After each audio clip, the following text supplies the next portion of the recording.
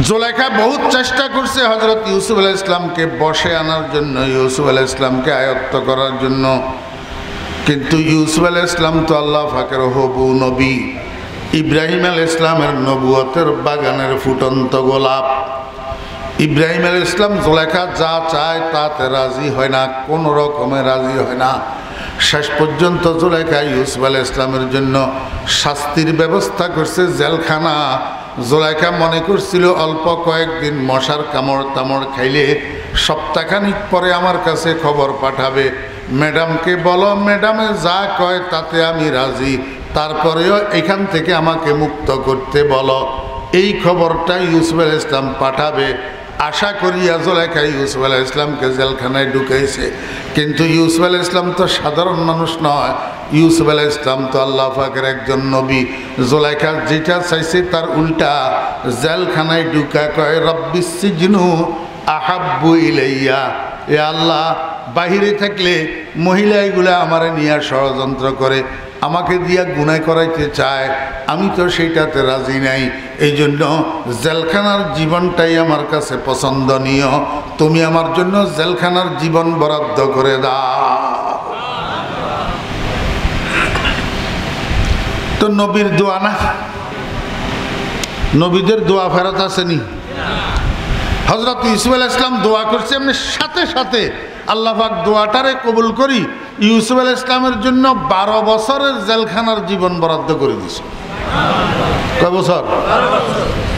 এখন তো জুলাইখা আর ইউসুফ আলাইহিস সালামের পায় না। একদিন, 2 দিন, 1 সপ্তাহ, 2 সপ্তাহ, 1 মাস, 2 মাস, 1 বছর, 2 বছর। কিরে, ইউসুফে তো আমার কাছে খবর পায় না জামিন দেওয়ার জন্য, খবর দেয় না। আমার বেহরা দোস্ত বাবা এখন বেচারি থাকতেও পারে না, মরতেও পারে না। ওই রাত্রের অন্ধকারে যাইয়া জেলখানার পিছনের জানালার খিড়কির ছিদ্র দিয়া যাইয়া উঁকি মারি মারি হযরত ইউসুফ আলাইহিস সালামকে দেখি আসে, কারণ ইউসুফ আলাইহিস সালামকে না দেখি জুলাইখা থাকতে পারে না। हालांकि आशिक जाना जुदाईस्त बतख सीसा के बाद आशनाईस्त चुबंददा। हालांकि आशिक जाना जुदाईस्त बतख सीसा के बाद आशनाईस्त चुबंददा अक़द सोहबत दरमियाना बुअद फुरक़त अज़ाबे जावेदाना। आशिक माशूकকে না দেখি দেখতে পারে না, আশিক মাশূকের মিলন ছাড়া থাকতে পারে না। আশিকের সাথে মাশূকের বিচ্ছেদ এটা মরণ সমতুল্য। আমার বেইরা দোস্ত বাব, জুলাইখা ইউসুফ আলাইহিস সালামকে ভালোবাসে, এই জন্য ইউসুফ আলাইহিস সালামকে না দেখি থাকতে পারে না। আল্লাহর কিছু আশিক আছে আল্লাহর জমিনে, আসমানের নিচে, জমিনের উপরে। এরা প্রতিদিন 5 বার মসজিদে যাইয়া মাশূকের সাথে দিদার করে, সিজদায় যাইয়া, সিজদায় যাইয়া মাশূকের সাথে কি করে? দিদার করে। আসসালাতু মেরাজুল মুমিনিন। আমরা তো এর দ্বারে কাছেও নাই, এই জন্য আমরা বুঝবো না। এটা বুঝার লোক ছিলেন সৈয়দ মোহাম্মদ ফজলুল করিম রহমতুল্লাহ আলাইহি। এটা বুঝার লোক ছিলেন হযরত হাফিজি হুজুর রহমতুল্লাহ আলাইহি।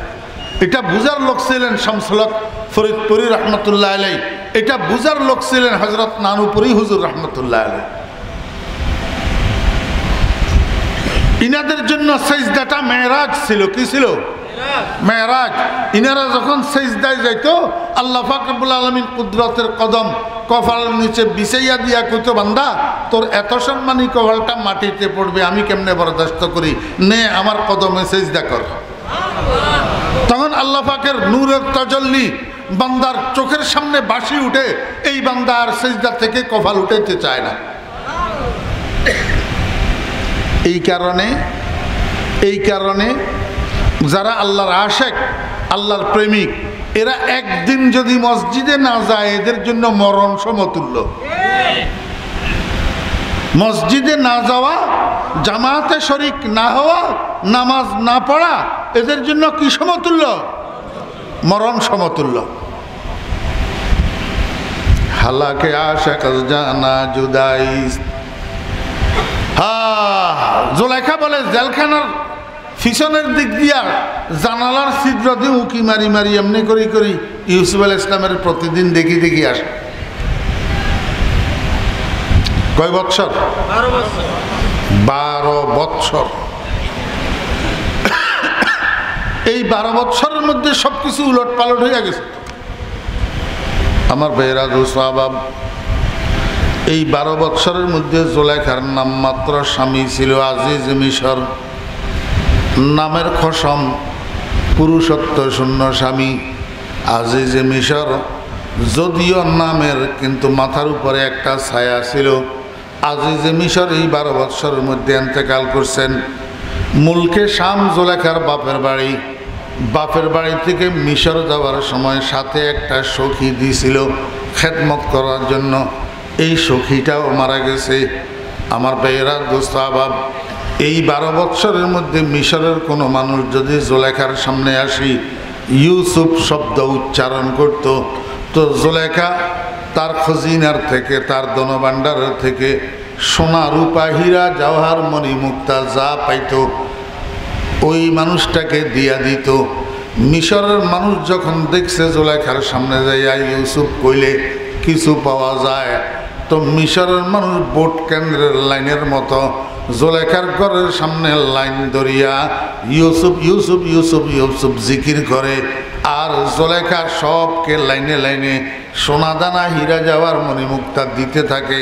এইভাবে দিতে দিতে দিতে দিতে এক সময় জুলাইখা দিন ভিখারিনী হয়ে গেছে। তার স্বামীর রেখে যাওয়া ধনের ভাণ্ডার খালি হয়ে গেছে। এক বেলার খোরাকি পর্যন্ত আর জুলাইখার ঘরে ছিল না। জেহার কষ্টি সায় ইউসুফে শনি দে, জেহার কষ্টি সায় ইউসুফে শনি দে, বপায়স গঞ্জসি মোজর কষি দে। আল্লাহু আকবার। স্বামীও নাই, মরি গেল, সখীও নাই, মরি গেল, ধনের ভাণ্ডারও নাই, খালি হইয়া গেল। এদিকে বয়স 40-এর উপরে হইয়া গেছে। আমার ভাইয়েরা দোস্তাবাবেরা, এখন রূপ লাবণ্য যেটা ছিল সেটাও নাই, যৌবনটাও নাই। ও ভাইয়েরা, মাথার চুলগুলা সাদা হইয়া গেছে, কোমরটা বাঁকা হইয়া গেছে। হজরত ইউসুফ আলাইহিস সালাম জেলখানায় বন্দী হইয়া রয়েছে। এমত অবস্থায় জুলাইখা মিশরের বাজারের গলিয়ে গলিয়ে পাগলিনীর বেশে ঘুরে। আর মিশরের ছোট ছোট বাচ্চারা পিছনের দিক থেকে পাগলি পাগলি কইয়া জুলাইখার উপরে ডিল মারে। এই মহিলাটা, জুলাইখা নামের এই মহিলাটা মিশরের সেকেন্ড লেডি। সেকেন্ড কি lady? Second lady. First lady হইল মিশরের বাদশা রাইয়ানের স্ত্রী রানী, যিনি উনি ফার্স্ট লেডি। আর জুলাইখা হইল প্রধানমন্ত্রীর স্ত্রী, সেকেন্ড লেডি, যার পদভারে মিশরের জমিন দপ দপ দপ দপ করত, যার পদভারে আল্লাহু আকবার, রূপের রানী, ধনের রানী, ক্ষমতার রানী, পজিশনের রানী, সব দিক থেকে যেই মহিলাটা অগ্রগামী, আজকে সেই মহিলাটা মিশরের গলিতে পাগলিনীর বেশে ঘুরে। আর ছোট ছোট বাচ্চারা পিছনের দিক থেকে জুলাইখা পাগলি জুলাইখা পাগলি কইয়া ডিল মারে। আল্লাহ পাক রব্বুল আলামিন কয়, বান্দা আমি কি না করতে পারি দেখ। হ্যাঁ, গাহ গদারা মুলকে বখশি, গাহ সারা চুগদা, আজবরায়ে নিমে নানে দরবদর হায়রা কুনি। আল্লাহ পাক রব্বুল আলামিন বলেন, বান্দা আমি এক নিমিষে ফকিরকে বাদশা বানাইয়া দিতে পারি, আর বাদশাকে ফকির বানাইয়া দিতে পারি। আমি এক নিমিষে জেলখানার আসামিকে প্রেসিডেন্ট বানাইয়া দিতে পারি, আর প্রেসিডেন্টকে জেলখানার আসামি বানাইয়া দিতে পারি। আমি এক নিমিষে কারো ভাগ্যে ফুলের মালার ব্যবস্থা করে দিতে পারি, আর এক নিমিষে কারো ভাগ্যে জুতার মালার ব্যবস্থা করে দিতে পারি। পারে কি পারে না? উস্তে সুলতান চেখাহদ আকুনদ, আলমেরা দর্দ মে বীরা কুনদ, তরফতুল আইনে জাহা বরহম জনদ, কসনমি আরদ কে আজাদম জনদ। আল্লাহ পাক রব্বুল আলামিন কে বান্দা চোখের পলক মারতে যতক্ষণ সময় লাগে এতক্ষণ সময়ও লাগে না আমার। আমি গোটা পৃথিবীটাকে তছনছ করিয়া দিতে পারি মাত্র কয়েক সেকেন্ডের ভূমিকম্পে। আমি এক একটা শহরকে ধ্বংসস্তূপে পরিণত করে দিতে পারি মাত্র কয়েক মিনিটের ঝড় আর বাতাসে। আমি গোটা পৃথিবীকে লণ্ডভণ্ড করে দিতে পারি। আমার কাজের উপরে হাত ধরার কারো ক্ষমতা নাই, আমার কাজের উপরে বাধা দেওয়ার কারো ক্ষমতা নাই, আমার কাজের উপরে হরতাল অবরোধ করিয়া আল্লাহু আকবার প্রতিবাদ করার কারো সাধ্য নাই। উস্তে সুলতান হরচে খাহাদ আকুনদ আলমেরা দর্দ মে বীরা কুনদ তরফাতুল আইনে জাহাঁ বর হামজানদ কসনমি আরদ কে আজাদম জানদ। জুলেখা অহংকারিণী মহিলা ছিল, অহংকারিণী। কি ছিল? রূপের অহংকার। হযরত ইউসুফ আলাইহিস সালামের যুগে ইউসুফ আলাইহিস সালামের থেকে সুন্দর কোনো পুরুষ যেমনিভাবে ছিল না, জুলেখার থেকে সুন্দরী রূপসী কোনো মহিলা ছিল না। এই জন্য জুলেখার কাছে রূপের অহংকার। জুলেখার কাছে কি? রূপের অহংকার। আরফে জামি রহমতুল্লাহ আলাইহি মোহাব্বত নামার মধ্যে জুলেখার রূপের বর্ণনা করছে। ওই যে বললাম একদিনে তো এত কথা বলা সম্ভব না। কেমন রূপসী ছিল জুলেখা। রূপের অহংকার, ধনের অহংকার করত, ধনের অহংকার, ক্ষমতার অহংকার করত। প্রধানমন্ত্রীর স্ত্রী। কিসের স্ত্রী? প্রধানমন্ত্রীর স্ত্রী। এখন আমাদের দেশে বর্তমান পৃথিবীতে ক্ষমতার অহংকার আছে না নাই? হ্যাঁ, এমপি সাহেবের মেয়ের ননদের জামাইর বাগিনার ঘরের নাতি।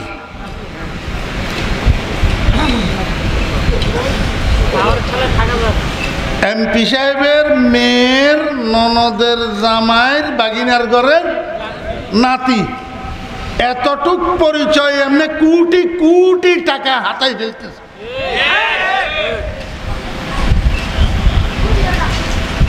এতটুক পরিচয়ের প্রভাব। এমপি সাহেবের আত্মীয়, এমপি সাহেবের কেমন আত্মীয়, এবারে কতটুক লম্বা আত্মীয় বুঝলেন তো? এমপি সাহেবের মেয়ের ননদের জামাইর বাগিনার ঘরের নাতি। কেমন আত্মীয়? এতটুক আত্মীয়তার প্রভাবে মানুষ মারি সাফাই করে ফেলতেছে। তাহলে জুলেখার কাছে ক্ষমতার প্রভাব আছে না? প্রধানমন্ত্রীর স্ত্রী না? ম্যাডাম তো। কি ম্যাডাম না? ক্ষমতার অহংকার আছে না? আল্লাহ পাক রব্বুল আলামিন কয় দুনিয়ার মানুষেরা খবরদার, কোন সময় শিক্ষার অহংকার করবি না, জ্ঞানের অহংকার করবি না, ক্ষমতার অহংকার করবি না, পদের অহংকার করবি না, রূপের অহংকার করবি না, ধনের অহংকার করবি না, জনের অহংকার করবি না। আমি আল্লাহ সব কিছু বরদাস্ত করতে পারি, কিন্তু অহংকার বরদাস্ত করতে পারি না। সব সময় আমার শুকর আদায় করবি, আমার প্রতি কৃতজ্ঞতা প্রদর্শন করবি, তাহলে আমি তোকে নেয়ামত আরো বাড়াইয়া দেব। আল্লাহু আকবার। আর যদি কৃতজ্ঞতার পরিবর্তে ইত্রামি করস, অহংকার করস, আমি আজকে তোর জন্য যদিও সেলিউট জুতাই, আগামী দিন তোর জন্য আবার রিমান্ডের ব্যাট জুটাইয়া দেব। ইত্রামির ফসল, ইত্রামির ফসল। জুলেখা ইত্রামি করতো তো। আল্লাহ পাক রব্বুল আলামিন জীবদ্দশায় ফকিরের বেশ বানাইয়া, আল্লাহু আকবার, পাগলিনীর বেশ বানাইয়া মিশরের বাজারে ঘুরাইয়া দেখাইয়া দিছে, ও মিশরবাসী দেখ, যেই জুলেখা এত গর্বকারিণী ছিল, এত অহংকারকারিণী ছিল, এত দর্পকারিণী ছিল, দুপুর দুপুর করে জমিনের উপরে হাঁটত দর্প দেখাইয়া দেখাইয়া, আজকে সেই মহিলার পিছনের দিক থেকে মিশরের ছোট্ট ছোট্ট বালকেরা জুলেখা পাগলি কইয়া কইয়া ডিল মারে। আমি আল্লাহ কি না করতে পারি? খবরদার বেশি অহংকার করবি না। বেশি অহংকার করলে আমি কম্পিউটারের মধ্যে ভাইরাস ঢুকাইয়া দেব। এবার রাস্তায় রাস্তায় সিগারেটের প্যাকেট তালাশ করা ছাড়া আর উপায় থাকবে না।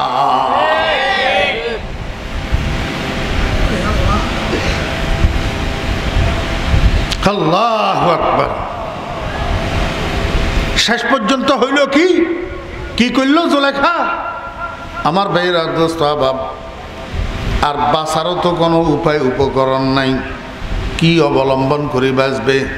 রাস্তার পাশে ঝুপড়ি একটা বানাইছে, ঝুপড়ি ঘর, ঝুপড়ি। এই ঝুপড়ি এটার মধ্যে বসে বসে রাত্র দিন 24 ঘন্টা হজরত ইউসুফ আলাইহিস ইসলামের নামের জিকির করে। জিকির, ইউসুফ ইউসুফ ইউসুফ ইউসুফ ইউসুফ ইউসুফ ইউসুফ ইউসুফ ইউসুফ জিকির করে। কার নামের জিকির করে? কা ইউসুফের নামের জিকির করে কা? জিয়াদে আশকে আশক তাজগিয়াব, জিয়াদে আশকে আশক তাজগিয়াব, জিক্রে উ বুলন্দ আওয়াজে গিয়াব।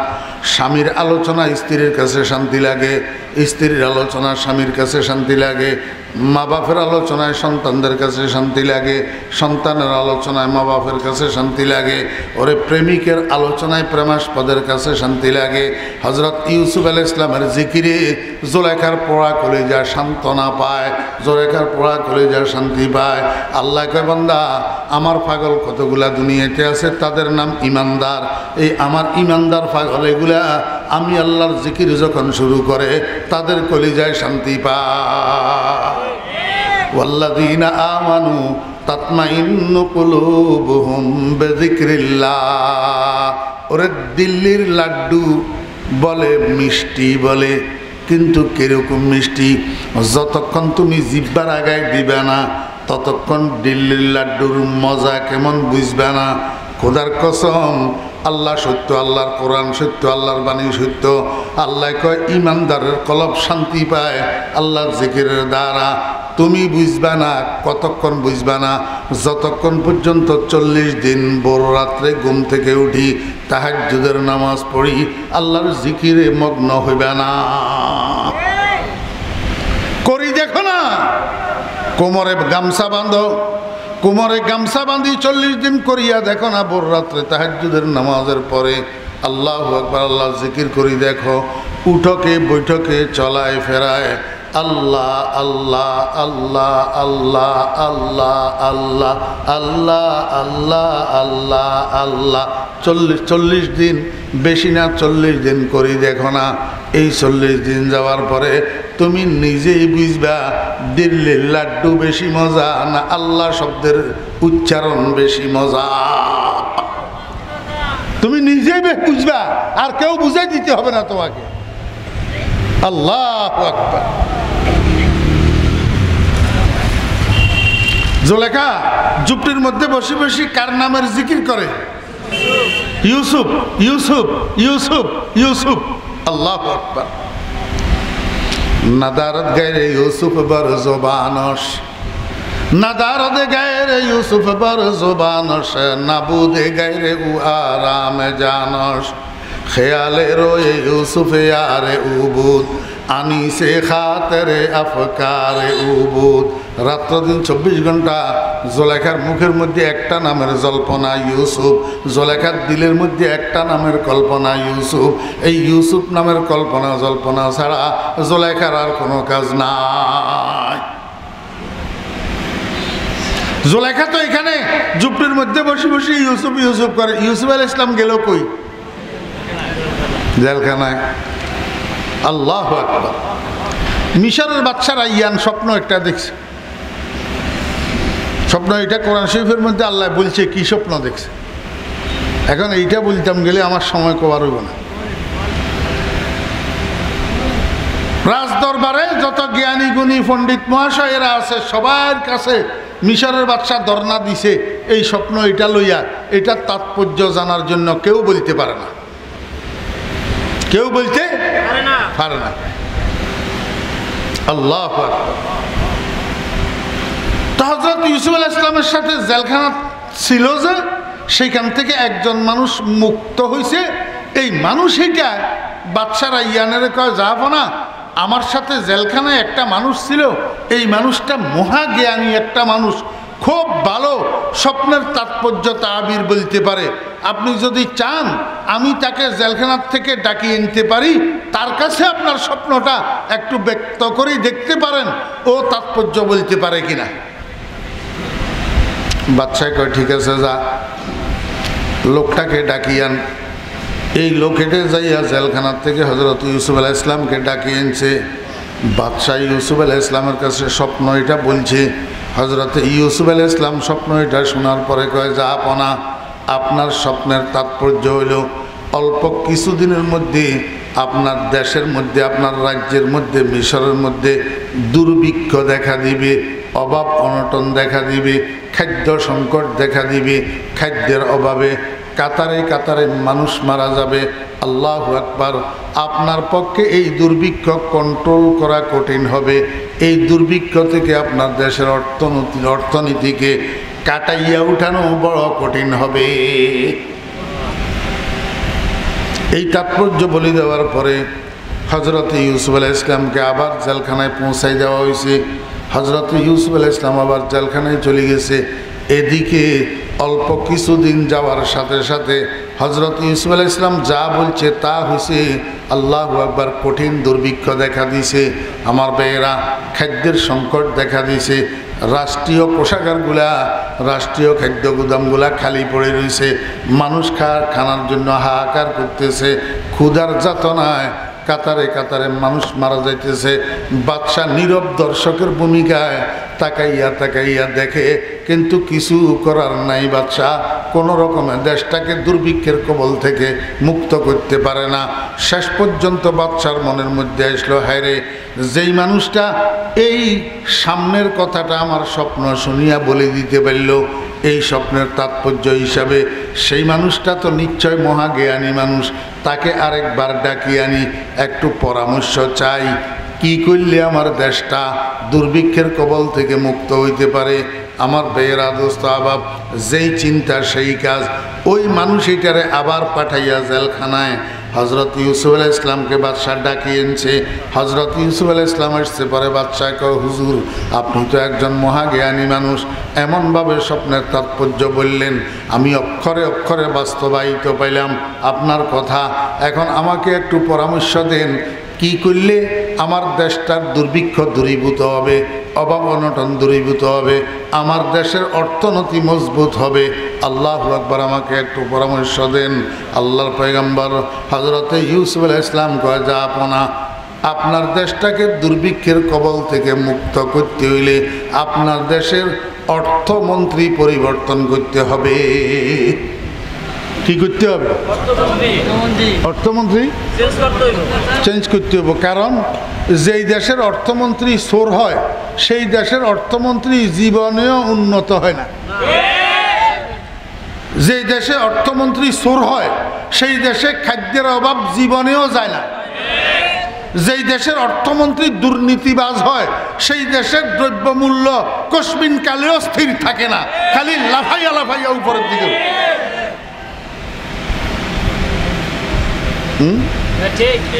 হজরত ইউসুফ আলাইহিস সালাম কয়, জাফনা অর্থমন্ত্রী পরিবর্তন করেন। অর্থমন্ত্রী পরিবর্তন করেন। বাদশা কয়, হুজুর কি অসুবিধা, আমার অর্থমন্ত্রী তো ঠিক আছে।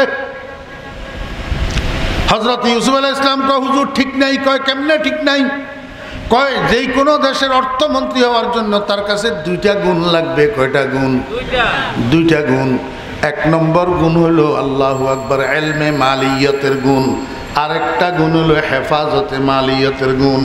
একটা গুণ হলো জনগণের আল্লাহু আকবার অর্থ কোথা থেকে সংগৃহীত হবে আর কোথায় ব্যয় হবে, সোর্স অফ ক্রেডিট কি হবে, সোর্স অফ ডেবিট কি হবে, এই দুটোটা সম্পর্কে অর্থনীতির প্র্যাকটিক্যাল নলেজ লাগবে। খালি MBA BBA পাস করলে হবে না, খালি চার্টার্ড অ্যাকাউন্টিং পাস করলে হবে না, খালি অক্সফোর্ড থেকে অর্থনীতির উপরে ডিগ্রি করে আসলে হবে না। দেশের জনগণের বাস্তব অর্থনৈতিক অভিজ্ঞতার এলেম তার লাগবে। হ্যাঁ, দুই নম্বর গুণ, তার কাছে জনগণের সম্পদের হেফাজতের গুণ লাগবে। হেফাজতের গুণ, অর্থমন্ত্রী জনগণের সম্পদের রক্ষক হইতে হবে। বক্ষক হইলে হবে না। আমার বেয়েরা দোস্ত আবাব, অর্থমন্ত্রী মহোদয়ের মেয়ের, অর্থমন্ত্রী মহোদয়ের ফর এক্সাম্পল অনলি, আমি বর্তমান অর্থমন্ত্রীর কথা বলতেছি না, কোনো সাবেক অর্থমন্ত্রীর কথা বলতেছি না, আগামী 50 বছরে আসবো যে সেরকম কোনো অর্থমন্ত্রীর কথাও বলতেছি না, ফর এক্সাম্পল অনলি। অর্থমন্ত্রী মহোদয়ের মেয়ের ননদের জামাইয়ের বাগিনার ঘরের নাতি, হেতের থাকে কোটি কোটি টাকার ব্যাংক ব্যালেন্স সুইস ব্যাংকে। কোথায়? সুইস ব্যাংকে। তাহলে এই অর্থমন্ত্রী সৎ? এই অর্থমন্ত্রী জনগণের সম্পদের রক্ষক?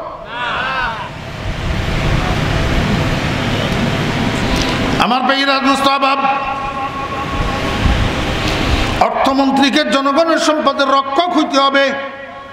দেশের জনগণের একটা টাকা কোন দিকে অপাত্রে খরচ হইতেছে, এটা অর্থমন্ত্রী কোনোদিন অনুমোদন করবে না।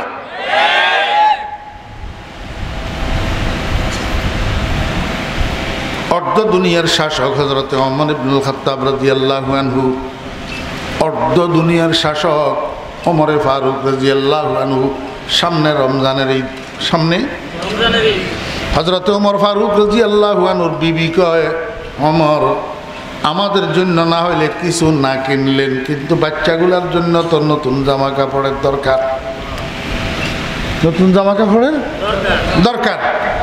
হযরত ওমর ফারুক রাদিয়াল্লাহু আনহু কয়, বিবি আমার কাছে টাকা নাই, আমার কাছে টাকা নাই।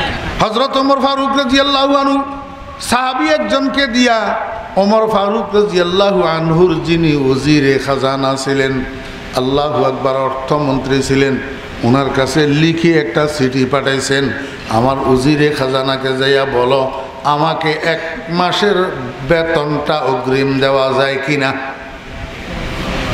অগ্রিম দেওয়া যায় কিনা।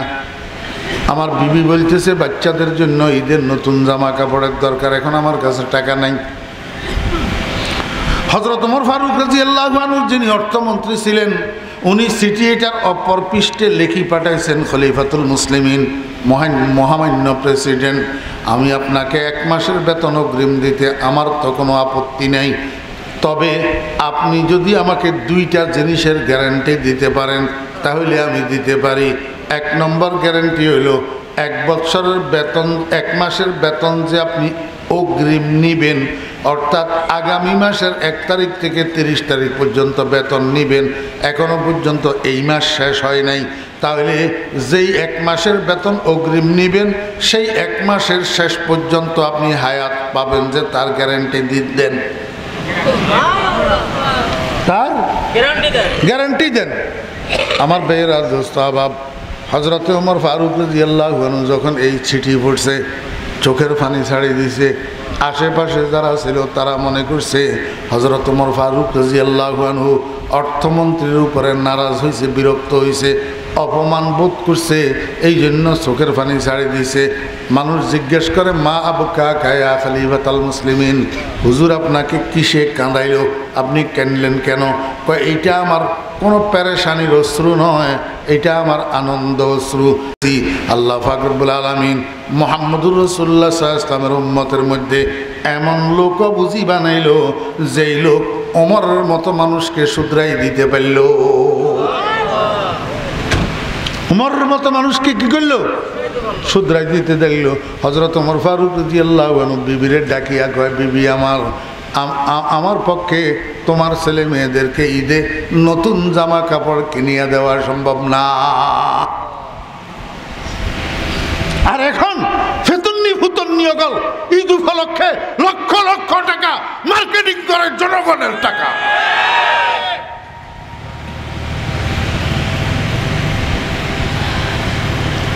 হযরত ইউসুফ আলাইহিস সালাম কয়, যাবো না, আপনার অর্থমন্ত্রী পরিবর্তন করেন। অর্থমন্ত্রী হওয়ার জন্য 2টা গুণ লাগে, এই 2 গুণওয়ালা মানুষ অর্থমন্ত্রী বানান। মনোযোগ আছেনি? এই 2 গুণওয়ালা মানুষ অর্থমন্ত্রী বানান। মিশরের এই বাদশা রাইয়ানে কয়, হুজুর কইছেন তো কথা ঠিক, কিন্তু 12 বাড়ি গৃহস্থ 13 বাড়ি চোর, জায়গার নাম হারামখোর, আমি এই 2 গুণের মানুষ পাবো কই?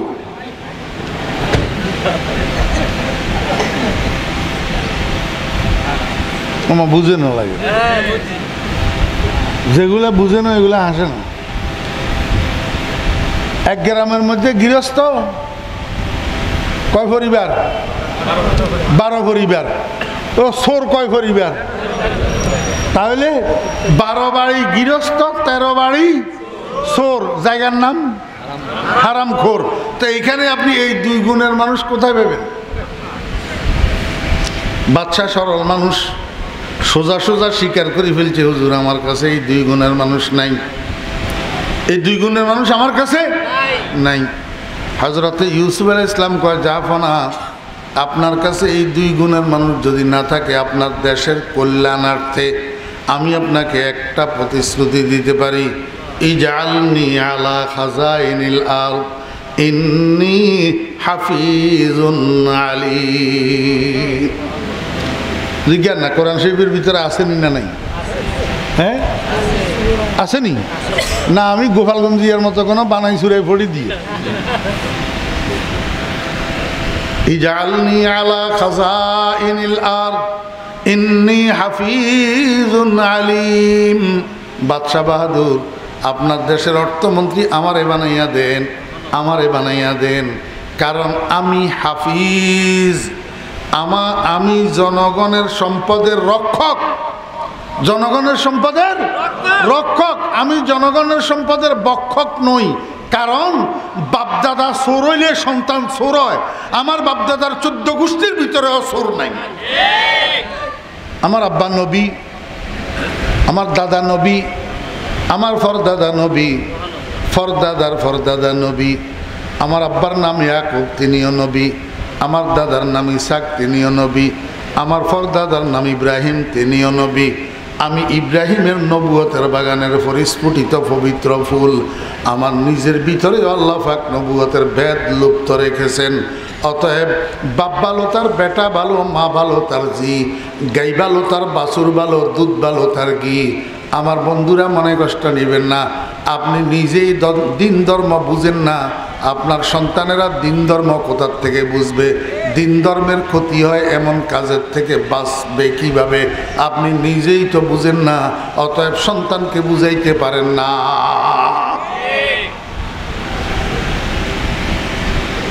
হযরত ইউসুফ আলাইহিস সালাম কয়, জাফনা আমারে বানাই দেন আপনার দেশের অর্থমন্ত্রী, আমি রক্ষক, ইন্নী হাফিজ, ইন্নী হাফিজ আলিম।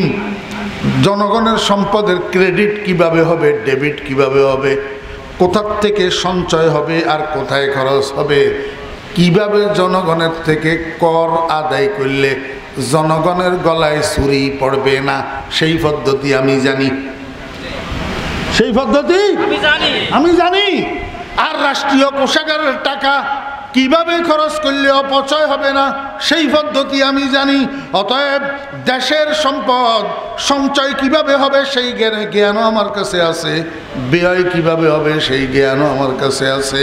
আমি দুনো বিষয়ে প্র্যাকটিক্যাল জ্ঞানী। কারণ কারণ কারণ আমার এই জ্ঞান কোনো বিশ্ববিদ্যালয় থেকে শেখা নয়, আমার এই জ্ঞান কোনো ইউনিভার্সিটি থেকে শেখা নয়, আমার এই জ্ঞান কোনো মাদ্রাসা থেকে শেখা নয়, আমার এই জ্ঞান সরাসরি আরশে আজিম ওয়ালার থেকে শেখা। কারণ আমার সাথে ওহীর সম্পর্ক আছে। তামাশা দেখছেন নি?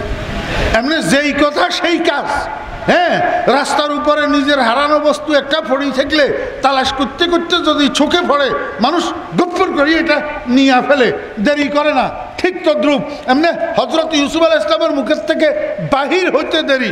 বাদশা রায়্যান কয়, আমি মিশরের বাদশা রায়্যান স্বেচ্ছায় সজ্ঞান এই মুহূর্তে ঘোষণা দিলাম, ইউসুফ ইবনে ইয়াকুব মিশরের ওজিরে খাজানা।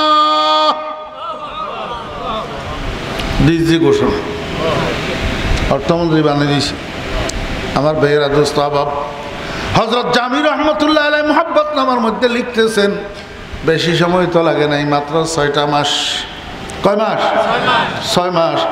এই 6 মাসের মধ্যে হযরত ইউসুফ আলাইহিস সালাম জ্ঞানও খাটাইছেন, পরিশ্রমও করছেন, এমন গম উৎপাদন করছেন এবং গমগুলা সংরক্ষণের ব্যবস্থা করছেন, গুদাম বানাইছেন, গুদামজাত করছেন। 1 বৎসরের উৎপাদিত গমের দ্বারা আগামী 7 বৎসর মিশর চলতে পারে এমন গম উৎপাদন করে দেখাইয়া দিছে। জি আমার ভাইয়েরা, দোস্ত আবার মোল্লারাও পারে, মোল্লারাও পারে। এখন আফগানিস্তানে মোল্লারা পারেননি, পারেন। এই জন্য আমি তো বলি ব্যর্থ মন্ত্রণালয় যেগুলো আছে, ব্যর্থ মন্ত্রণালয় খালি লস আর লস, লাভের মুখ দেখে না। আমাদের মতো মোল্লাদেরকে দিয়ে দাও শর্ত সাপেক্ষে, আমরা 6 মাসের মাথায় লাভের মুখ দেখাইয়া দিব ইনশাআল্লাহ। মোল্লারা পারে কি পারে না?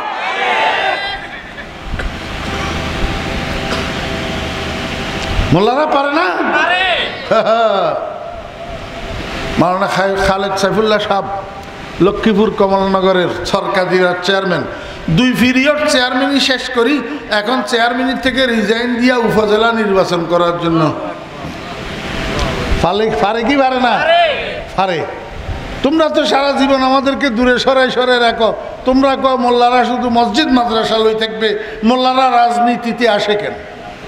তো মোল্লাদের প্রতিভা বিকশিত হবে কেমনে, দেখাবে কেমনে যে তোমাদের থেকে অনেকের থেকে মোল্লারা অনেকে ভালো পারে?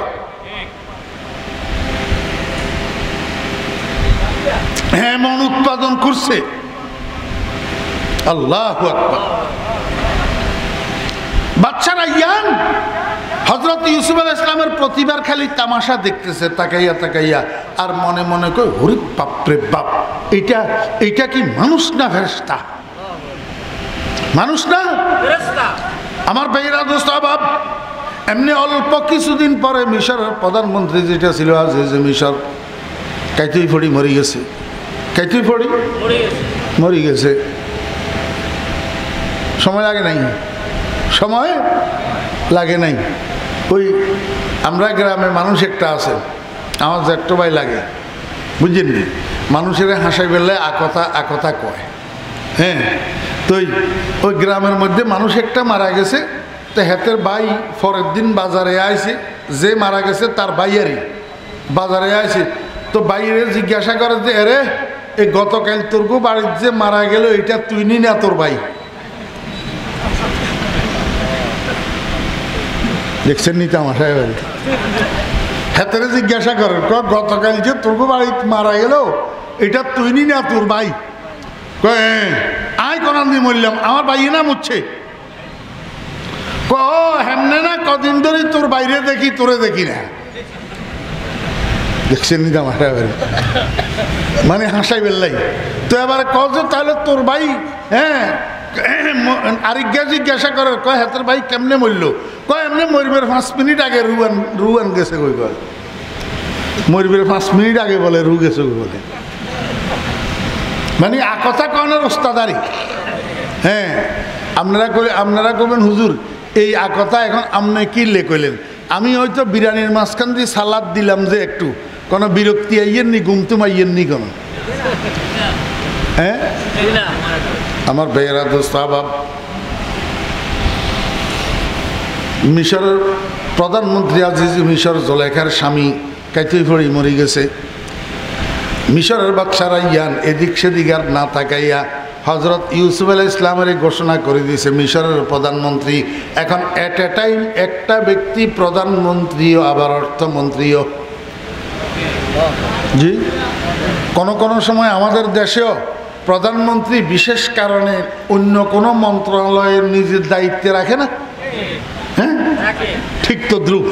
এখন মিশরে প্রধানমন্ত্রীও ইউসুফ আলাইহিস সালাম, অর্থমন্ত্রীও ইউসুফ আলাইহিস সালাম। এখন হযরত ইউসুফ আলাইহিস সালাম আজিজ মিশর অল্প কিছুদিন প্রধানমন্ত্রীর দপ্তর পরিচালনা করার পর বাদশাহ মুগ্ধ হইয়া একদিন হঠাৎ আকস্মিক রাজ দরবারে সবাই ডাকছে, ডাকিয়া সিংহাসনের থেকে উঠছে, উঠি হজরত ইউসুফ আলাইহিস সালামের সিংহাসনের মধ্যে বসাইছে। বসাইয়া নিজের মাথার থেকে রাজ মুকুটটা উঠাইয়া হজরত ইউসুফ আলাইহিস সালামের মাথায় বসাইয়া দিছে। এইবার দাঁড়াইয়া বাদশাহ ইয়ান ঘোষণা দে, আমি মিশরের বাদশাহ ইয়ান ঘোষণা দিচ্ছি যে স্বেচ্ছায় সজ্ঞানে আমি বলছি এই মুহূর্তে আমি আমার রাজত্ব ইউসুফকে দিয়ে দিলাম। এখন থেকে মিশরের বাদশাহ আমি রাইয়ান নই, এখন থেকে মিশরের বাদশাহ ইউসুফ ইবনে ইয়াকুব। এখন হযরত ইউসুফ আলাইহিস সালাম কি হয়ে গেলেন? মিশরের বাদশাহ হইয়া গেলেন। এইবার চতুর্দিকে ঘোড়ায় আরোহণ কইরা রাজ দরবারের কাজকর্ম পরিচালনা করেন। কোনোদিন ঘোড়াতে সাওয়ার হইয়া এদিকে যায়, কোনোদিন ঘোড়াতে সাওয়ার হইয়া এদিকে যায়। এইরকম যাইতে যাইতে একদিন হযরত ইউসুফ আলাইহিস সালাম ঘোড়ার পিঠে সাওয়ার হইয়া এক রাস্তা দিয়া সামনের দিকে যাইতেছে। একটু দূরে যাওয়ার পরে হঠাৎ হযরত ইউসুফ আলাইহিস সালামের কানে আসি ঢুকে কোথার থেকে একটা শব্দ ইউসুফ ইউসুফ ইউসুফ ইউসুফ যেন বাসি আসতেছে। হযরত ইউসুফ আলাইহিস সালাম ঘোড়ার লাগাম টানি দিচ্ছে, কিরে এই আওয়াজ আসে কোত্থেকে? ঘোড়ার থেকে নামছে, ভালো করে শোনার চেষ্টা করছে, দেখতেছে বেশি দূরের থেকে না, এই পাশে যে ঝুপড়ি আছে ঝুপড়ির থেকে আওয়াজ আসতেছে।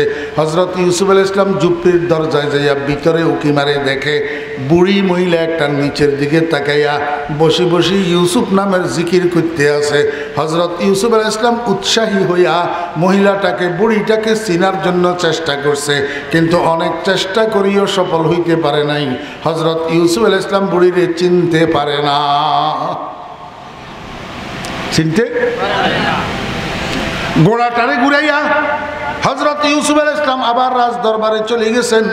যাইয়া সিপাহী একটাকে পাঠাইছে, ও সিপাহী যাও অমুক জায়গায় রাস্তার পাশে একটা ঝুপড়ির মধ্যে দেখবা বুড়ি মহিলা একটা বসে বসে ইউসুফ ইউসুফ করতে আছে। এই বুড়িটাকে জানি না, বুড়িটারে হাতে ধরি আমার সিংহাসনের সামনে আনিয়া দাঁড় করাইয়া দাও। হযরত ইউসুফ আলাইহিস সালাম সিংহাসনের মধ্যে বসি অপেক্ষা করতেছে। ওইদিকে সিপাহী যাইয়া জুলাইখাকে ঝুপড়ির থেকে উঠাইয়া হাত ধরি হযরত ইউসুফ আলাইহিস সালামের সিংহাসনের সামনে আনি দাঁড় করাই দিছে। ও দোস্ত ভাবেরা, জুলাইখা তো অন্ধা। হযরত ইউসুফ আলাইহিস সালামের জন্য কাঁদতে কাঁদতে জুলাইখার চোখের পানি শেষ হইয়া অন্ধা হইয়া গিয়েছিল। এই জন্য নিচের দিকে তাকাইয়া ইউসুফ ইউসুফ করে, উপরে তাকাইয়া তো কোনো লাভ নাই, কিচ্ছু তো দেখে না, চোখের জ্যোতি নাই। আজকে সিপাহী যখন আনি ইউসুফ আলাইহিস সালামের সিংহাসনের সামনে দাঁড় করাইয়া দিছে, আমার বেয়েরা দোস্ত আবাব, আল্লাহর নবী হযরত ইউসুফ আলাইহিস সালামের চোখের দৃষ্টি যখন জুলাইখার চেহারার উপরে পড়ছে, সঙ্গে সঙ্গে জুলাইখার দুই চোখের মধ্যে আবার আলো আসে গেছে। এখন জুলাইখা আবার আগের মতো দেখতে পায়। এইবার দুজনের দেখতে পাইতেছে। এতক্ষণ পর্যন্ত ইউসুফ আলাইহিস সালাম জুলাইখাকে দেখছে, কিন্তু জুলাইখা ইউসুফ আলাইহিস সালামকে দেখে নাই। এখন দৃষ্টিশক্তি ফেরত পাওয়ার পরে জুলাইখাও হযরত ইউসুফ আলাইহিস সালামকে দেখতেছে। দুজনকে দেখে, কিন্তু দেখার মধ্যে বেশ কম আছে। এতক্ষণ পর্যন্ত দেখার পরেও ইউসুফ আলাইহিস সালাম মহিলাটাকে চিনতে পারে নাই, কিন্তু মহিলা এটা দৃষ্টিশক্তি ফেরত পাওয়ার পরে এক নজরের জন্য এমনি শুধু ইউসুফ আলাইহিস সালামের চেহারার উপরে নজর পড়ছে। এক সেকেন্ড লাগে নাই, জুলাইখা ইউসুফ আলাইহিস সালামকে চিনতে পারছে। জুলাইখাই মনে মনে কয়, কিরে এটা তো আমার বন্ধু, না আমার বন্ধু এই সিংহাসনে কেন? এটা তো মিশরের রাজকীয় সিংহাসন, তাহলে আমার আর বুঝতে বাকি নাই আমার বন্ধু মিশরের বাদশাহ হইয়া গেছে। এই অনুভূতি জুলাইখার মধ্যে যখন আসছে, জুলাইখার মন খুশি হইয়া মুখের মধ্যে মুস্কি একটা হাসি ফুটে উঠছে। জুলাইখা মিটমিট করি করি হাসে। এই হাসিটা হযরত ইউসুফ আলাইহিস সালামের জন্য আশ্চর্যের কারণ হইয়া গেছে। হযরত ইউসুফ আলাইহিস সালাম আশ্চর্য বোধ করিয়া জুলাইখাকে জিজ্ঞাসা করে, ও বুড়ি, কে তুমি? কোথায় তোমার বাড়ি? কি তোমার নাম? কি তোমার পরিচয়? তোমাকে চিনি না, জানি না, তুমি পরিচিত মানুষের মতো আমার দিকে তাকাইয়া হাসলা কেন? আগের নাম ঠিকানা পরিচয়টা বলো না। জেবস খান্দিদান ইউসুফ আজবে কর, আজু নাম নিশানে ওয়ে তলবে কর। আমার বেরা দোস্তাবাব, হযরত ইউসুফ আলাইহিস সালাম জুলাইখার কাছে নাম ঠিকানা পরিচয় জানতে চাইছে। জুলাইখা সোজা সোজা উত্তরটা দিলেই তো আমি জুলাইখা, এই কথা বললে হযরত ইউসুফ আলাইহিস সালামের শোনারও বাকি থাকতো না, জানারও বাকি থাকতো না, চিনারও বাকি থাকতো না। কিন্তু জুলেখা হজরত ইউসুফ আলাইহিস সালামকে সোজা এই উত্তরটা না দিয়া অনেক দূরের থেকে ঘুরাইয়া তারপরে উত্তর দিতেছে। কি কয়?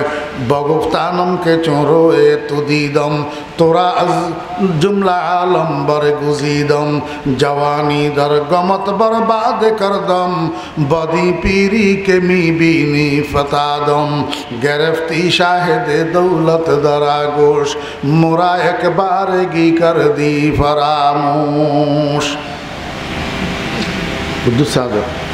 জুলেখা কয়, ইউসুফ আমি তোমার দিকে তাকাই হাসলাম কেন? তোমার কাছে আশ্চর্য লাগতেছে? তার চেয়ে বেশি আশ্চর্য লাগতেছে আমার কাছে, কারণ তুমি তো জানো আমি কোন মহিলা। আমি ওই মহিলা, আল্লাহু আকবার, প্রথম বয়সে 3 রাত্রি একটানা তোমাকে স্বপ্নে দেখি, স্বপ্নের মধ্যে তোমার রূপ দেখি, পাগল হইছি। স্বপ্নের মধ্যে তোমার থেকে পরিচয় পাইছি, তোমাকে পাওয়ার জন্য মিশর আসছি। একটা পুরুষত্ব শূন্য স্বামীর সংসার করলাম জীবনভর, আমার রূপ লাবণ্য 2 পয়সার কাজে আসলো না। ও ইউসুফ, তোমার নামে ইজ্জত সম্মান শেষ করলাম, তোমার নামে ধন দৌলত শেষ করলাম, তোমার নামে রূপ যৌবন কোরবানি দিলাম। আজকে তুমি কিনা আল্লাহু আকবার সামান্য মিশরের বাদশাহীটা কোলে পাইয়া আমার মতো দয়ালু মহিলাটাকে কেমনে ভুলিয়া গেলা? গ্রেফতি শাহেদে দৌলত দরাগোশ মোরা একবার গি কর দি ফরামোশ। আল্লাহু আকবার, আমি তো তোমার অনেক দয়ালু মহিলা। আমি তো মিশরের বাজার থেকে স্বামীর ধনের ভান্ডার খালি করে তোমারে খরিদ করিয়ে আনছিলাম। সামান্য মিশরের বাদশাহীটা কোলে পাইয়া আমার মতো দয়ালু মহিলাটাকে কেমনে ভুলিয়া গেলা? ও বেরা দোস্ত আবাব, আমার আল্লাহ কয়, ও দুনিয়ার মানুষেরা, জুলেখা যা কিছু করছে নিজের একতরফা প্রেমকে সফল করার জন্য করছে। এটা তো 1 সাইডেড অ্যাফেয়ার্স ছিল, এখানে আমার ইউসুফের কোনো ভূমিকা ছিল না। জুলেখার একতরফা ভালোবাসা, এইটাকে সফল করার জন্য জুলেখা এত কিছু করছে। তারপরেও যদি জুলেখা আমার ইউসুফকে খোঁটা দিয়া বলতে পারে, মিশরের বাদশাহী কোলে পাইয়া আমার মতো দয়ালু মহিলাটাকে কেমনে বলিয়া গেলা? ও দুনিয়ার মানুষেরা, তোদেরকে আমি একটু খোঁটা দিয়া জিজ্ঞাসা করতে পারি না? ইয়া আইয়ুহাল ইনসান মা গাররাকা বিরব্বিকাল কারীম। সামান্য স্ত্রী পুত্র কন্যা কোলে পাইয়া, বিবি বাচ্চা কোলে পাইয়া, জায়গা জমিন কোলে পাইয়া, গাড়ি বাড়ি কোলে পাইয়া, ধন দৌলত কোলে পাইয়া, চেয়ারম্যান মেম্বারি কোলে পাইয়া, মন্ত্রিত্ব আর প্রেসিডেন্টগিরি কোলে পাইয়া, আল্লাহু আকবার, আমার মতো দয়ালু খোদাটা, যেই খোদায় তোর চোখ বানাইলো, যেই খোদায় তোর কান বানাইলো, যেই খোদায় তোর নাক বানাইলো, যেই খোদায় তোকে জিহ্বা দিল, যেই খোদায় তোকে ব্রেন দিল, যেই খোদা তোকে মায়ের পেট থেকে বাইর করিয়ে এলো, জীবনটা তোর যার দেওয়া, মরণটা তোর যার দেওয়া, যেই খোদা তোর জন্য গাছে ফল বানায়, আল্লাহু আকবার, জমিনে ধান বানায়, জমিনে গম বানায়, পুকুরে মাছ বানায়, গাভীর স্তনে দুধ বানায়, মৌচাকে মধু বানায়, আল্লাহু আকবার, ঠনটন্যা নারিকেল গাছ বিস্বাদু করে যেই খোদা তোর জন্য সুস্বাদু সুমিষ্ট ডাবের পানি তৈয়ার করে, এমন দয়ালু প্রভুটাকে কেমনে বলিয়া গেলি? ইয়া আইয়ুহাল ইনসান মা গাররাকা বিরব্বিকাল কারীম। ও হতভাগা নিমক হারাম, ও নিমক হারাম, ও অকৃতজ্ঞ। শ্বশুর বাড়িতে যাইতে পারস, নানার বাড়িতে যাইতে পারস, খালার বাড়িতে যাইতে পারস, বন্ধু বান্ধবের বাড়িতে যাইতে পারস, তোর কর্মস্থলে যাইতে পারস, দোকানে যাইতে পারস, অফিসে যাইতে পারস, রাজনীতির অফিসে যাইতে পারস। ও হতভাগা পোড়া কুবাইল্লা, মসজিদে কেন যেতে পারস না? তোর মতন নিমক হারাম তো দুনিয়াতে আর নাই। ওয়া ইন্নাল ইনসানা লিরাব্বিহি লাকানুত। এবার আয়াত বুঝছেননি? ইয়া আইয়ুহাল ইনসান মা গাররাকা বিরব্বিকাল কারীম। আমরা আল্লাহকে ভুলে গেছি কিসের কারণে? এই জায়গা জমিন, গাড়ি বাড়ি আর ধন দৌলত, ছেলে মেয়ে, স্ত্রী পুত্র কন্যা। আলহাকুমুত তাকাসুর হাত্তা যুরতুমুল মাকাবির।